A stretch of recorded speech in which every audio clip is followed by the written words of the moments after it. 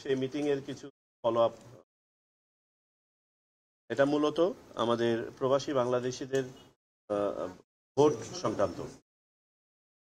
আপনারা জানেন যে নির্বাচন কমিশন সর্বতভাবে চেষ্টা করছে যে প্রবাসী বাংলাদেশিদেরকে ভোটের আওতায় নিয়ে আসতে, যারা আজ পর্যন্ত সেরকম কার্যকরীভাবে ভোটের আওতায় আসেননি।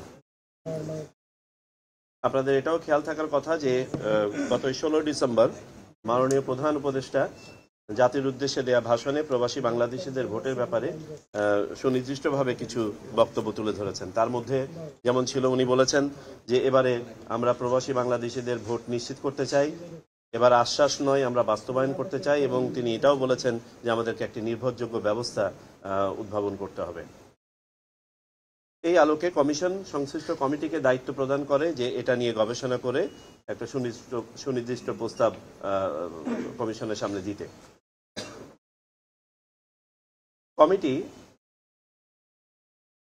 প্রচলিত আইন এবং নিয়ম গবেষণা করার পাশাপাশি আমাদের বিদেশে অবস্থিত বিভিন্ন দূতাবাস, 34টি দেশে অবস্থিত 44টি মিশন অফিস থেকে ফিডব্যাক সংগ্রহ করে।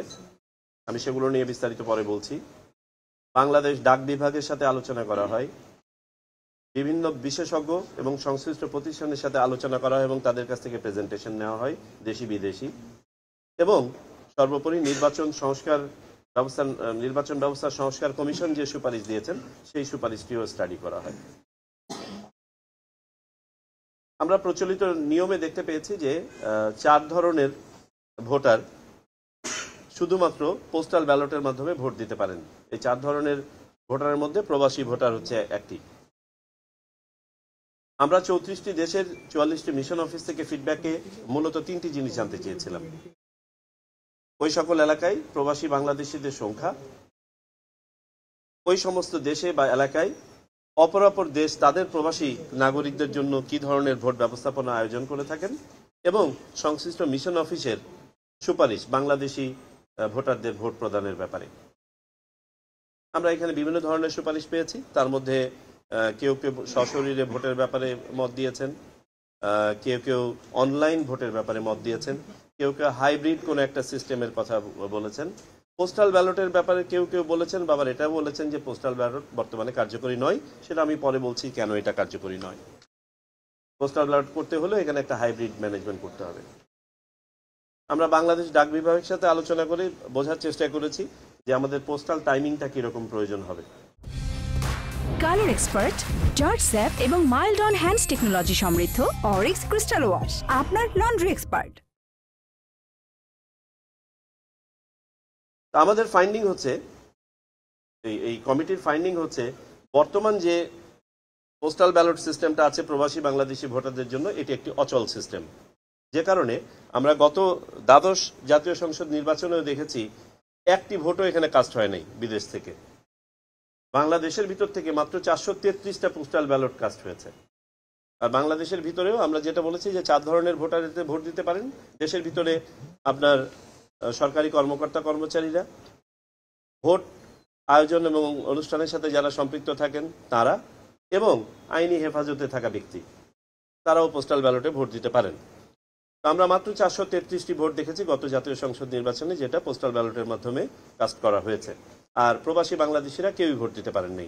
আমরা দেখেছি এটা একটা অচল পদ্ধতি এই জন্য যে সময়ে গিয়ে আপনার প্রতীক বরাদ্দ হওয়ার পরে ব্যালট পেপার ছাপানো হয়, তখন থেকে ভোট গ্রহণের জন্য বাকি থাকে মাত্র 10-12 দিন, বড় জোর 15 দিন।